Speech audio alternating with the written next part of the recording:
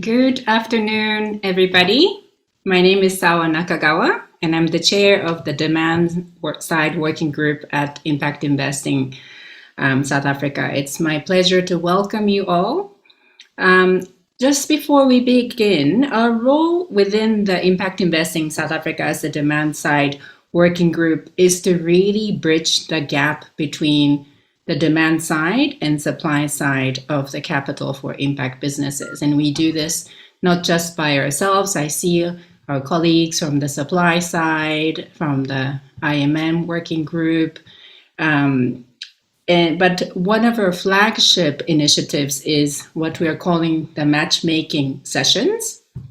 Using the UNDP SDG Investor Map, we really tried to workshop solutions to attract more capital towards a specific SDG opportunity in South Africa. And today we're looking at education. I'm just going to pop a link to the SDG map in due course, but I want to emphasize it's a workshop and it really is so important that we get the input from. Sawa, you're on mute now, Sawa.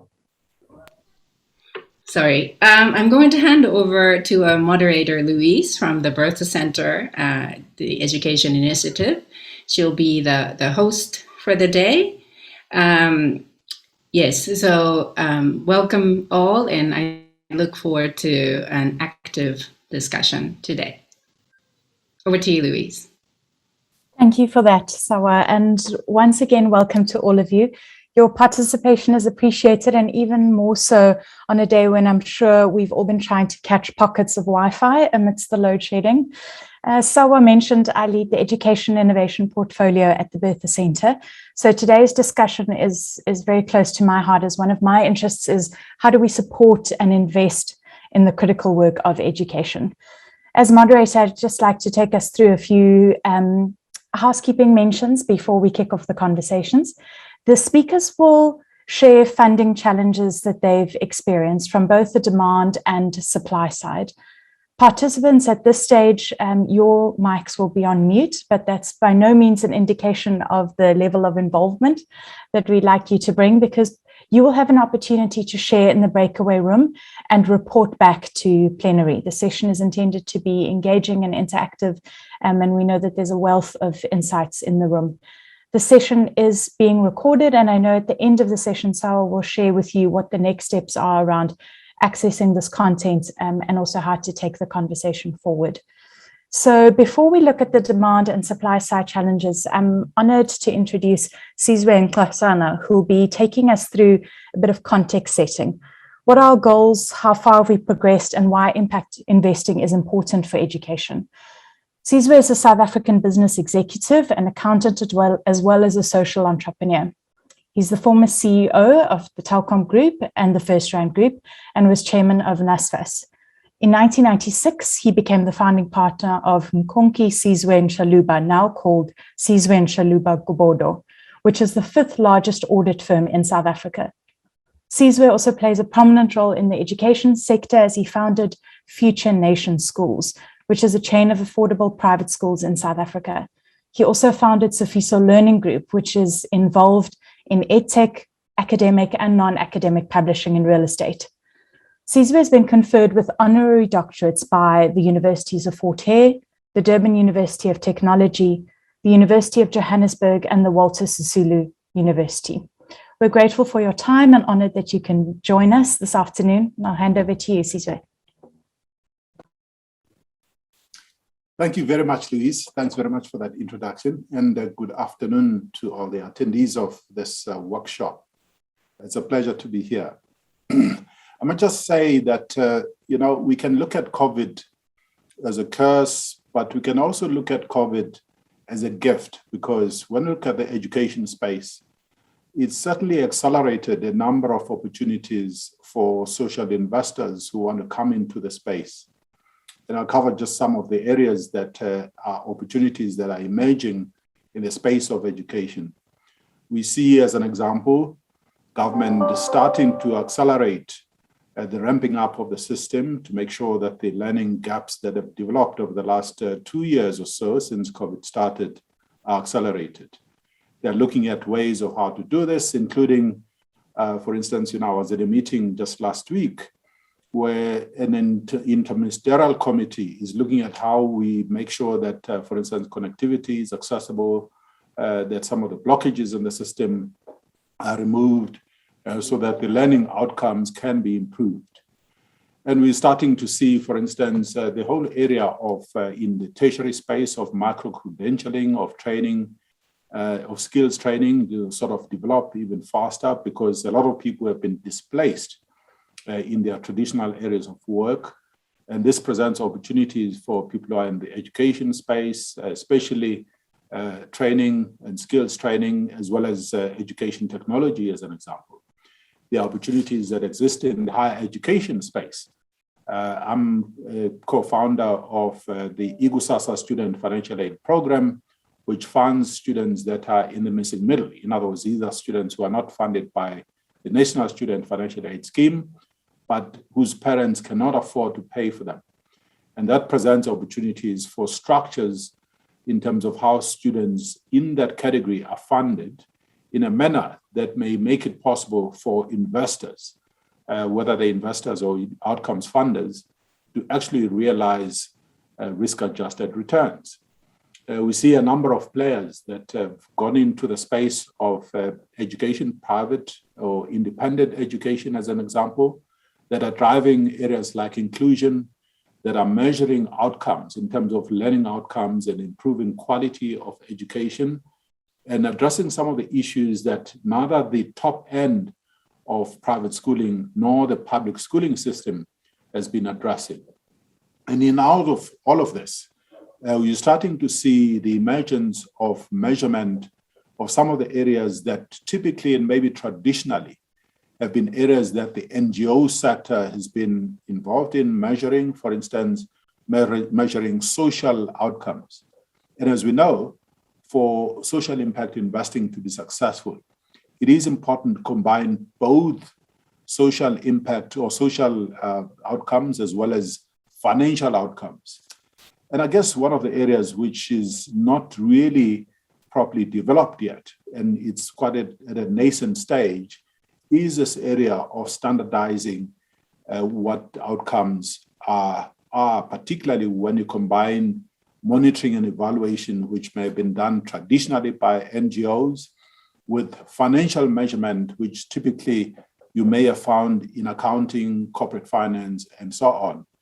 There is an emergence of some of the standards that are emerging in terms of, how do you measure financial impact? For instance, if you're measuring financial impact of learning outcomes, let's say in literacy and numeracy as an example, how can you quantify that in terms of what the entity or even the country for that matter may be saving if you are going to improve the numeracy rates or the literacy rates in a country? What is the overall benefit? Because normally, especially in education, the outcomes tend to be quite long in some of the areas, but there are a number of areas where the outcomes can be measured in the short to medium term as well. And in fact, when you combine social impact with financial impact, we're seeing a number of areas where a risk-adjusted returns, especially from an investor standpoint, because as we know, unless you are just putting in grant funding,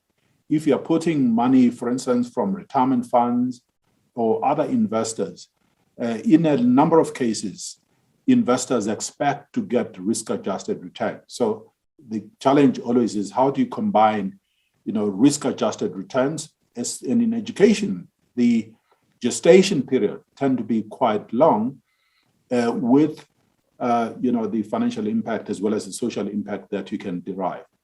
And I can just say that, having invested in schools myself, I found it extremely difficult initially to get funding from any investors, whether it was the banks or, pension funds or, private equity and so on, which then meant as a family, we had to invest our own money. But it's quite interesting that with the track record that we have built over the last 5 years, where we're now, able to demonstrate that having invested in education and in schools that we've invested in, you can generate profits, you can generate risk-adjusted returns. Suddenly, there are a number of people who are interested, including development financial institutions and other, players that are, putting pools of funding together, for education.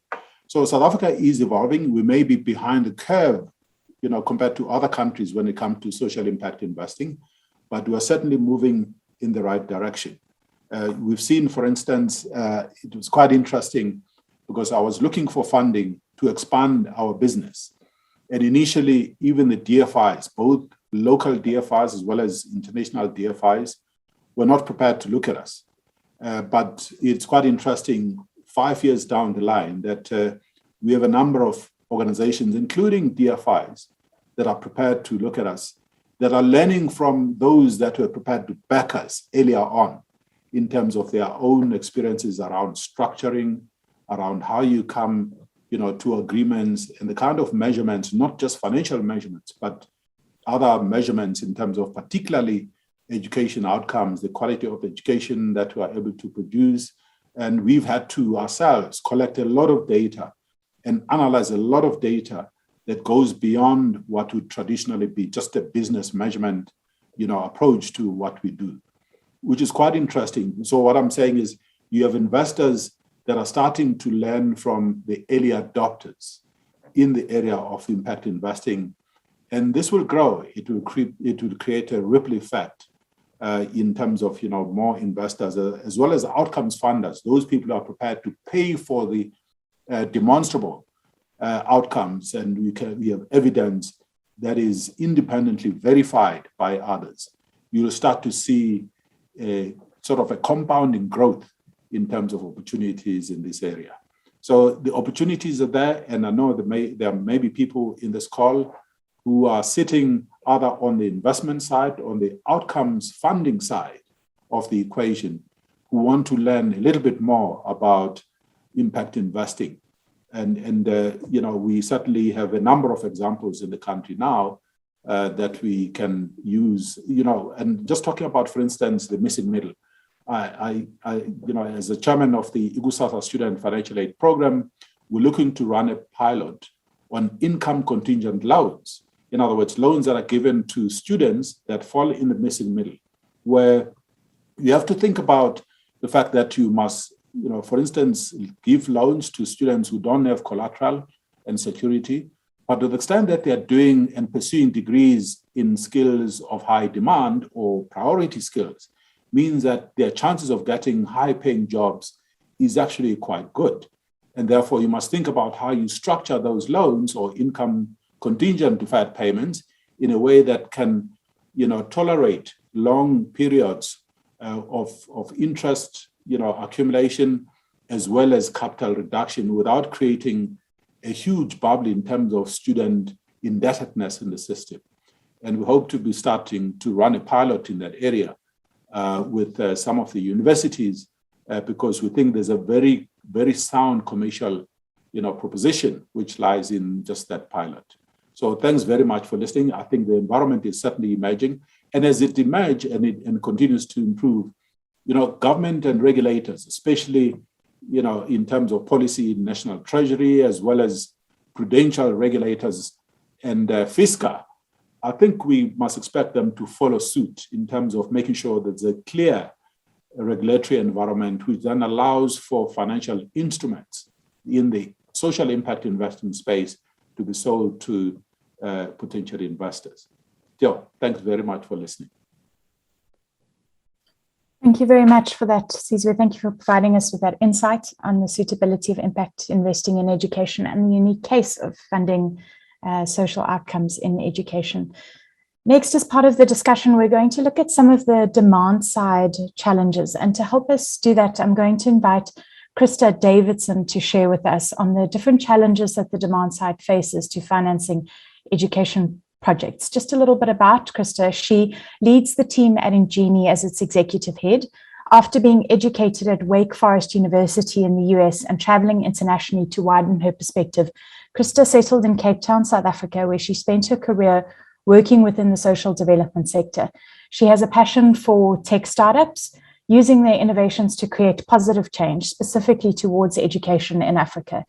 And Krista believes that the ingenuity of African entrepreneurs addressing African challenges will propel the continent forward. A wonderful note to kick off on. Krista, over to you. Thanks, Louise, and thank you, Sizwe. That was great to have that context to set the scene for this discussion. Sizwe actually hinted at my challenges in his lead up to this, so great to hear that we're all sort of aligned with what the ecosystem is saying. So I'd like to really discuss 2 points that can sometimes feel like flip sides of the same coin.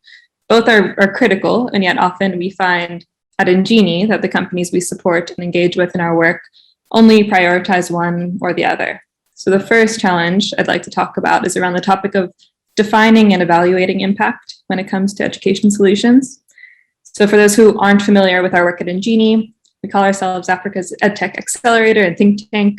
We've developed various solutions to support and develop the EdTech ecosystem in sub-Saharan Africa, with the mission to really improve the quality, accessibility, and relevance of education in the region. So all of our work aims to empower and support impactful EdTech, while also promoting evidence-driven decision-making by education stakeholders across the board. But we really have this impact-first approach when it comes to selecting and supporting EdTech ventures, especially via our flagship program, which is known as the Acceleration Partnership Program. And through this, we onboard sort of pre-Series A EdTech companies and then deploy a really bespoke support package that matches their needs as identified during an in-depth diagnostic needs assessment process. So time and time again, we've found that while most EdTech companies will claim that their interventions are hugely impactful, few are actually collecting and analyzing the data that would support that narrative. So for instance, many entrepreneurs have a tendency to really conflate impact with user numbers. Number of users on a learning platform is not actually the same as those users learning and improving their sort of educational outcomes. So figuring out which metrics should be tracked and then doing that in a really systematic way that proves you're actually on track to achieving the impact you're setting out to achieve becomes really crucial. And when companies do figure that out and do understand the data that they must be tracking, a whole new world unlocks for them. Everyone comes knocking on the door. So it's about figuring that first step out, and that's the tough part. So one mitigation to this is to really ensure that more EdTech companies define their theory of change and then implement a proper M&E framework to assess whether or not the data supports their impact claims, which is what Ingenie is trying to do with the companies we work with. But then the other elephant in the room, which Sizwe also alluded to, is the time it takes to prove that impact in the education sector at large. So typically, to prove that education outcomes have actually improved, you should really be monitoring that data for many years. It's a long game in education. And of course, EdTech companies, specifically EdTech companies in Africa and South Africa, even more specifically, simply just don't have time as a luxury. If you're looking to raise money, you have a few months at most, and we can't really wait around for many years to prove that our interventions are successful and impactful in their own right. So that's the first challenge, monitoring and defining that impact. The second challenge then can sometimes feel like the opposite of that. And I'll keep this one short. It's really relating to the commercial side of EdTech businesses. So this is probably the most talked about issue with regards to the investability of EdTech or any education opportunity in general in South Africa or elsewhere in sub-Saharan Africa. I think it's just that lack of financial returns that the market has perceived to be sort of common across most EdTech opportunities. And this really comes down to the difficulty in solidifying a sustainable business model where, identifying a reliable paying customer base is near impossible in our environment, especially when the end beneficiary is a child in an underserved community. So those who can benefit the most from a solid evidence-backed education support initiative. And I think government then becomes the natural customer for these solutions, for these entrepreneurs, but to actually go through procurement successfully and reach those children through the public education system is very rare, and especially so here in South Africa, unfortunately. So I think this is why so many edtech startups tend to focus on either impact or commercial success, because doing both feels nearly impossible and sometimes conflicting. So I'll pause there. Thank you, Louise. Hopefully that was helpful. It was, Krista. Thank you. Thank you for so concisely lending us the knowledge that you've gained from doing this work on a daily basis. And yeah, just the complexity of highlighting the metrics and the time needed to prove impact. So thank you for that. The other side of the coin, we're going to look a bit at the supply side constraints, looking at the challenges that side faces in funding education projects. And I'm delighted to welcome Sonia Gieser to chat to us about that. She is the founding executive director of Innovation Edge. Since its establishment in mid-2014, Sonia has led Innovation Edge in building an exciting portfolio of investments. She has a passion for systems change and 25 years of experience in the development sector. And prior to joining Innovation Edge, Sonia held senior leadership positions within the University of Cape Town's Children's Institute, the international NGO Absolute Return for Kids, and the community-based Bulungula Incubator, as well as the national ECD donor consortium, Ilifa Labantwana. Sonia has also consulted extensively to both local and international donors, the private sector and government on impact strategy, as well as policy and program design. And if that wasn't enough, she can also help you with evaluation. So on that note, I'll pass over to Sonia. Thanks, Louise. I think what's going to be really interesting is the commonalities between what Krista described around the demand side and the supply side factors. So I think, firstly, from Innovation Edge's perspective, we look at this from an early investment perspective. So we invest very early stage in startup ventures, and we obviously focus on the early education space. And we look at ventures that benefit the poorest children. So we want it to be inclusive of children in quintile 1 to 3, and they must be able to scale. So when you include all of those things, our sweet spot for investment is really small. So some of the challenges we face, firstly, is finding investable opportunities. We will look through hundreds and hundreds of applications to find one investable opportunity. And I just wanted to speak to some of the common things that we see in the applications which are blockages. The first is that often we receive applications that don't really give a clear articulation of the solution or a clear understanding of their target market. Also, what we find is that applicants often don't spend time looking at the competitors, so looking at what other people have done. People tend to come up with solutions in silos and not really give enough consideration to what others have already done in the field. Another thing that's concerning for us, which makes it hard to find investable opportunities, is that sometimes people come up with solutions without really engaging with the intended beneficiaries. And often the people that are coming to us with solutions are not actually very proximal to the problems. So they're not actually the people who are directly experiencing the problems. What they're trying to do is to solve problems that other people are experiencing. Another thing we see, particularly because we get a lot of applications from people who are entrepreneurially minded, but coming from the nonprofit space, what we see is that people often don't adopt a lean approach to product development. And so when we're looking at applications, people will ask for a lot of money upfront to develop something and then take to market. And we really encourage people to think more iteratively about it. The data issue is a massive issue. Krista mentioned it. When you're making investment decisions, one really needs to have comparative data.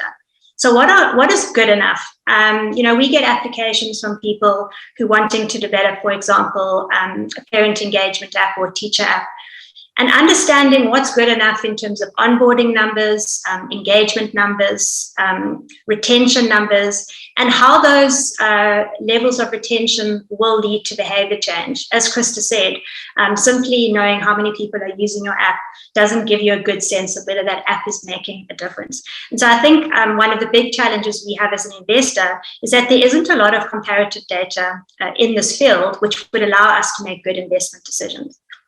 The second sort of basket of challenges that I wanted to speak about quickly is around the education entrepreneurship ecosystem more broadly. So as a funder, we sit within an ecosystem, and the ecosystem in South Africa is very nascent. If you want to have real entrepreneurship in the ecosystem, there are a number of critical elements that are necessary. You obviously need entrepreneurs. You need an enabling legislative framework that allows people to have impact and be revenue generating. There needs to be cutting edge research. You need incubators and accelerators and other kinds of intermediaries. And of course, one of the things that is essential for us when we invest in a venture, whether it's a for-profit venture or a non-profit venture, is there must be some clear pathway to sustainable scale. And this is a massive challenge in the education ecosystem in South Africa. Because we're targeting the poorest children, there often isn't a paying customer. And so routes to sustainable scale become challenging. And then, as Krista said, people tend to then look at government. But without understanding the government procurement systems, without even being eligible necessarily for procurement, without having the kind of key relationships with government, without knowing how their product will fit into government budgets or how it will operate within government systems. And so when applicants come to us and they say that their reach to scale is through government, we really interrogate that to see whether they have a real understanding of what that means and what it takes to be able to scale through government. And finally, I think, one of the things as a funder, especially an early stage funder, is that we look at whether the venture that we support has the potential to attract later stage funding.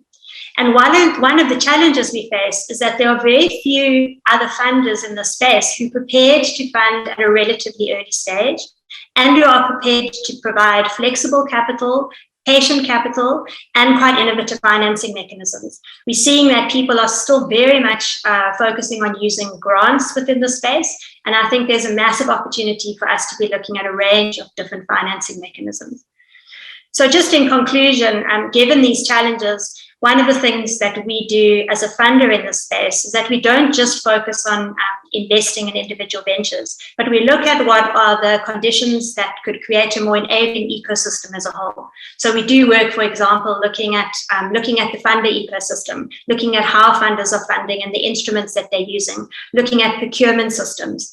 And these are all ways in which we try to contribute to building a more enabling ecosystem so that it's easier for us as a funder to operate in the space. Thank you. Thank you, Sonia. Such an accessible and practical unpacking of the challenges of finding investable opportunities and the absence of those ecosystem enablers that you mentioned. So before we move into breakaway rooms, just a quick recap, because there was so much there, but just those demand challenges of measuring impact, solidifying sustainable business models for EdTech, and then on the other side, finding investable opportunities. And as we said, the absence of those enablers that are necessary for sustainable scalability. Next, colleagues, we'd really like to hear from you. We are going to invite you to join breakaway rooms that will include a mix of demand and supply side stakeholders. You'll be assigned to a breakaway room, and the purpose is to establish potential solutions to the challenges. We're not going to ask you to address all of the challenges. Your particular room will be asked to respond to a particular challenge. The more solutions, the better. So you will see that there is a link to a Google slide document at the moment in the chat. As soon as you're allocated, I'm actually going to ask you to click on that right now while we're all in the room together. Then next, my colleague Misha is going to invite you to join a particular breakaway room. Once you get there, you'll see the prompts that you have been given. I'm going to ask you to please get somebody in the room who will serve as the scribe.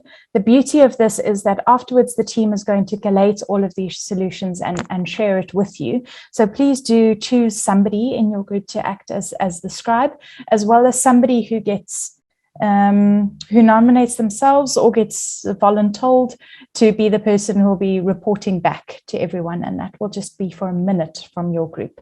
So those two roles, both a scribe and somebody to give feedback, please The most important thing is when that pop-up comes to ask you to move into a room, please look out for your number, because then you will move to that particular slide in the Google Doc and you will know which number slide you are to populate. Colleagues, if there's anything in the back end that I've forgotten to mention, otherwise please go ahead and invite colleagues to join the various breakaway rooms.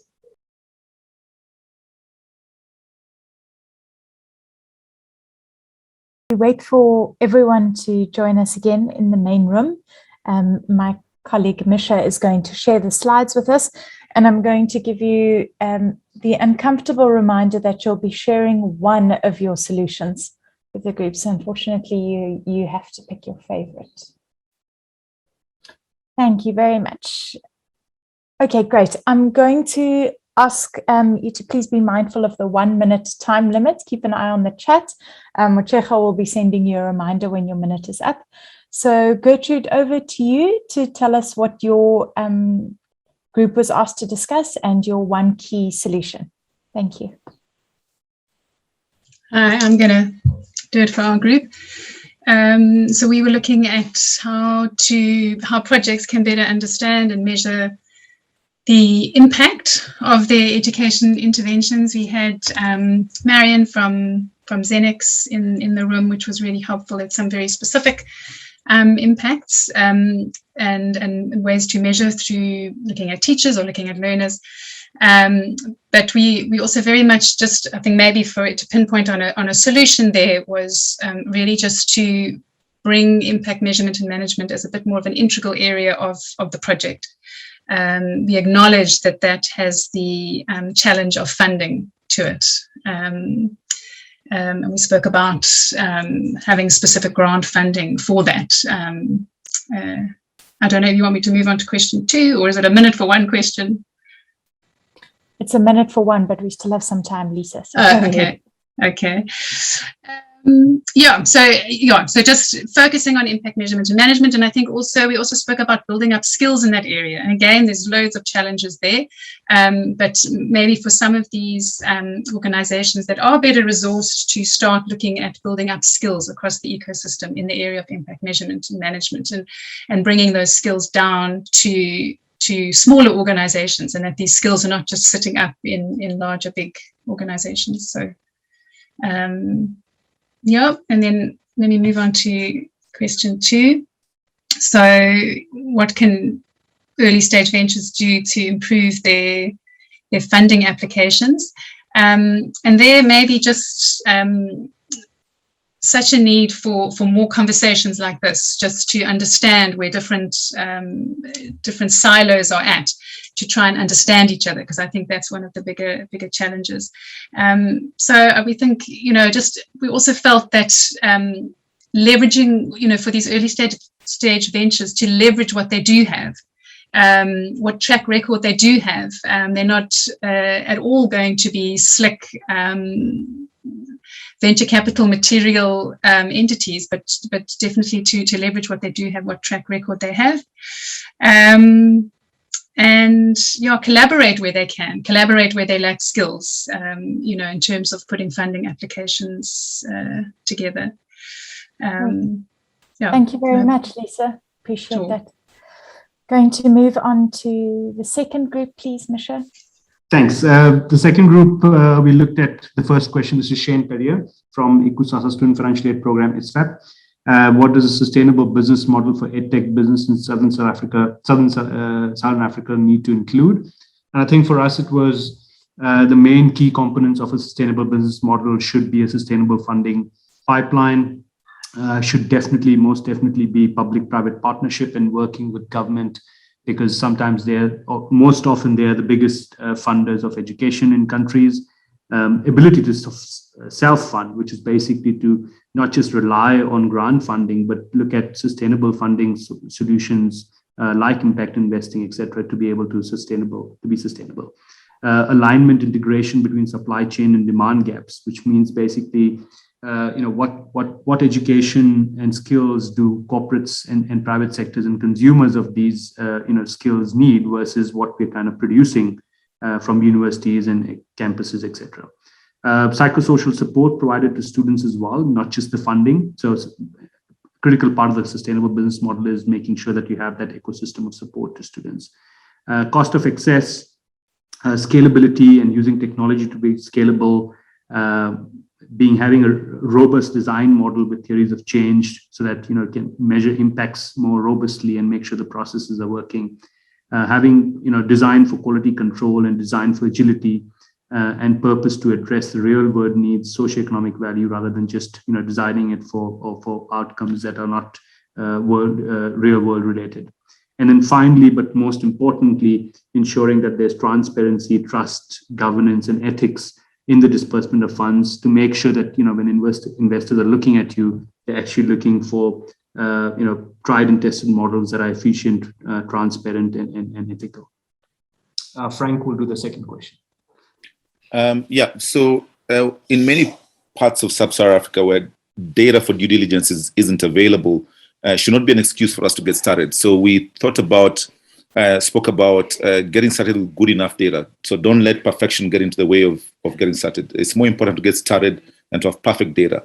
And then you can close some of your data gaps through designing small experiments that help you get insights where you fail fast, fail quickly, fail cheaply. And you can close some of that information gaps with insights. And as you scale some of those more successful experiments, then it will provide the data for you. But it's no excuse for us to stay back and not do stuff because we don't have all the data we require.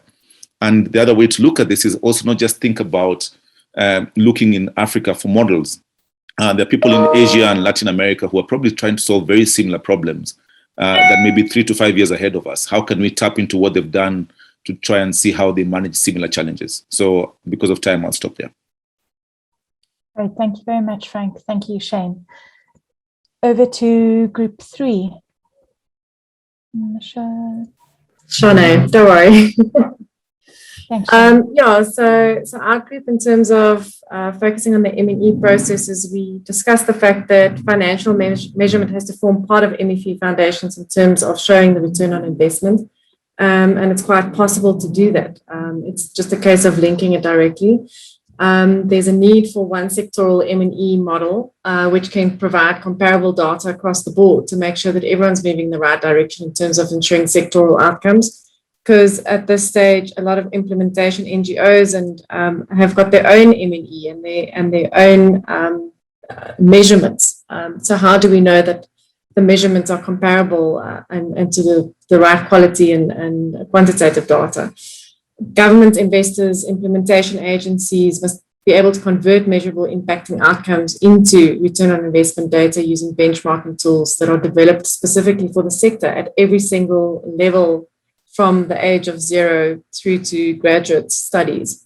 And we need to make sure that the interventions and the inputs are producing relevant outcomes for the country. You don't want to have an output where learners end up graduating or matriculating and don't have the necessary skills to actually be active citizens and continue to build the country from there on. In terms of question 2, we wanted to make a point that there's never an absence of a paying customer. There's always someone paying, whether it's the taxpayer through government, whether it's investors, whether it's outcome funders, whether it's implementation organizations, someone's always footing the bill.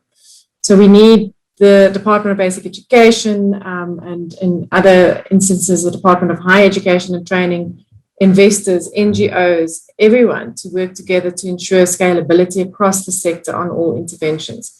There's no separate working from government. Collaboration is important, and we need to bring best practices from everyone, from government, from investors, from NGOs, etc., together to scale it into a winning recipe. Government also has the burden to start clearly defining what they need for interventions in order for startups and NGOs to develop and do what they have to do to assist the sector. And not be vague about it so that we can hone in on it and not waste years of time figuring out exactly where we want to tackle something and how we want to tackle it. So I hope I stuck to my minute. Thank you, Shane. I'm going to go over to our 4th group. We have 3 more groups to happen. Elichle, over to you. Or Isaiah, I'm not sure who's presenting. Itzai was going to present for us, but he was having some connectivity issues. So if he doesn't come on, I can I can go for it. No, okay. Okay, cool. So our first question was, which kind of data is or isn't being collected to develop justifiable impact narratives for education projects, and what alternatives or proxies are available. So we first really just chatted about what the sort of low-hanging fruit is when it comes to data and what's being collected by most education entrepreneurs or ed tech leaders, those that are working in the space. And we came up with this short list at the top. So looking at active users, the number of students or learners who have gone through a particular program, a teacher to learner or to student ratios in some sort of in-person projects, amount of content that's consumed or downloaded on platforms. We also talked about engagement time and what that might look like, and for what reason some students might be engaging longer than others, and why that might not necessarily be a good metric for education purposes, for evaluating whether or not an education intervention is successful. So some of the stuff that we spoke about that should be collected that maybe isn't by a lot of these education solutions is really around that impact and outcome. So really looking at learning progress and the way a particular user or learner is progressing through with their use of a system. So yeah, we spoke about how many edtech entrepreneurs aren't really taking baseline data and endline data, so they have nothing to really compare their results to, and no way to prove learning outcomes have actually changed.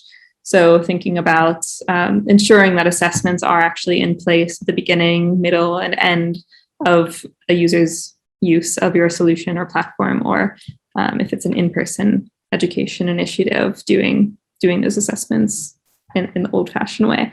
And then we just spoke a little bit about the causal link between action and outcome, and why it's so difficult to assume or to attribute any sort of intervention or any sort of outcome with an intervention, because there's so many other variables involved when it comes to education. And so we started speaking about what kind of metrics might help us to do that a bit more effectively, to at least imply causation with a reasonable amount of certainty, although we all acknowledge that it's going to be difficult to do that 100%. Krista, I'm going to be the bad guy here, sorry. That's fine. No. And to interrupt you. So we're just going to move on to our second last group now, which is group 6.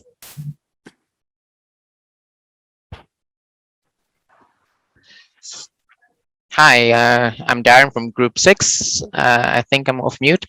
Yes. So our group as well decided to focus less on quantity and focus more on quality of education. So the question is, what does the end game look like for the students that's being intervened with? And it's about asking, like, what's the next stage of life, whether they're going on to further education or going on to a job or self-employment. So it's about finding sort of what is missing or what would be required for them to pursue at that stage. So it could be stuff like building critical thinking skills, or EQ, or resilience, management, etc. And then having the interventions that are geared more strongly towards those things, and then tracking that appropriately. So yeah. So the type of interventions that we were looking for, it would be interventions that would move towards next stage of life sort of outcomes. And then in terms of like how we do it, or how early stage education ventures would improve the quality of their funding applications, they would need to consider sustainability of these models. Yes, there are traditional sources of funding, like government funding, grants, bank loans, etc. But it's about how else can we get more people into that funding mix? It's about getting investors, pension funds, asset managers, etc. And it's about getting the sustainability element there and pairing it up with the financial returns. So partnering and collaborating with other SDG outcomes, for example, using social housing as a lever for education, as in like funding a social housing project would provide additional equity over a similar time period, and that could be used as a potential to fund, and that becomes, as one person goes through a intervention program and becomes employable or seeks further education and becomes productive in society, they can then come back and then fund back into that program through another intervention. And I think that's us. Thank you, Louise. Time up. Thank you, Darren. That's our last group. Thanks, Louise. I'm Kamala Pillay from Group 7. So I don't want to repeat what other people have said. I think maybe just, and you'll see on the screen, there's a lot that we discussed. But I think for me, one of the things that really stood out is we spent some time talking about the M&E and how important it is to show impact. And I agree completely with what Krista said in the opening address. The real impact actually takes a long time to demonstrate. And the reality is I'm part of a medium-sized NGO, and we struggle to show that. In terms of capacity and resources, we struggle to show that. And so smaller organizations will battle even further.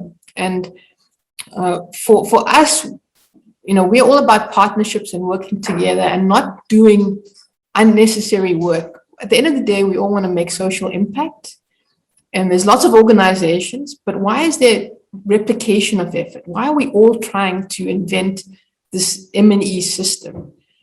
So our big idea is, and I don't think it's a new idea, is to get one of the organizations, one of the bodies that kind of, maybe it's NASCI or Bridge, that acts as a consortium for education NGOs to help us come up with one M&E framework that then can be utilized by different NGOs, different size organizations as a tool to guide their work. So they don't need to reinvent the wheel, every organization. And I think what's very important is also for funders to understand what this framework is. Because the reality is that many funders will force a certain type of M&E because they want an answer in 1 year, which is contradicting what Krista shared. It takes many years. I see my time up, so I'll stop there. Sorry, Kamala. So can you take over and be the bad guy for a bit?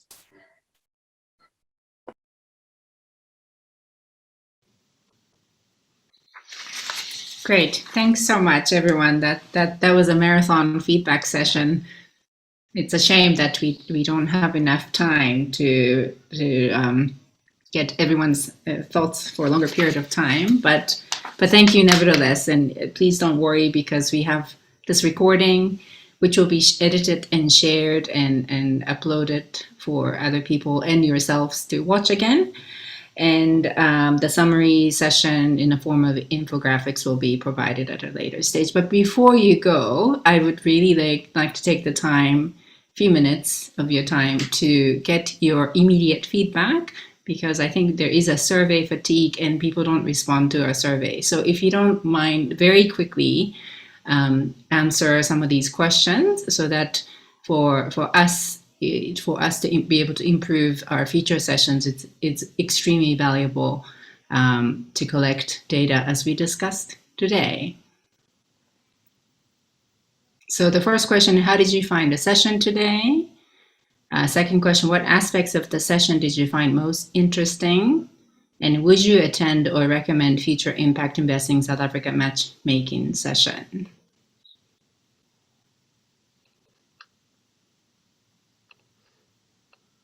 And if you could click submit.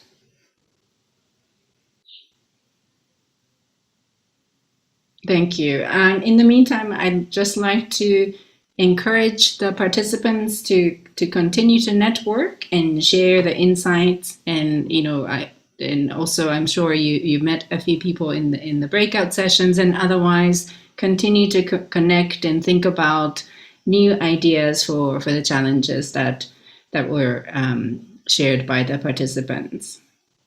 I don't know if it's possible, Misha, to share the results of the survey. Okay, great. So how did you find the session today? Useful, engaging? People seem to have enjoyed the breakout sessions, and there's 100% recommendation on the future sessions. Thank you. That's really, really encouraging. Thank you so much for your immediate feedback. And I'd just like to take the time to thank all of you, but special thank you to the speakers, the moderator, Louise, and the Impact Investing South Africa organizers, Misha and Mochehwa. There's a lot of work that goes into putting this kind of thing together. So thank you so much. I'd like to also encourage you to visit the Impact Investing South Africa website. There's a lot of resources related to impact investing, as well as the work that demand side working group does, supply side, and other working groups, as well as to follow the LinkedIn. And wait for us to prepare the infographics and the recording, which will be shared with all of you. So many, many thanks. Super grateful for your time and contributions. Thank you so much, and stay well and safe.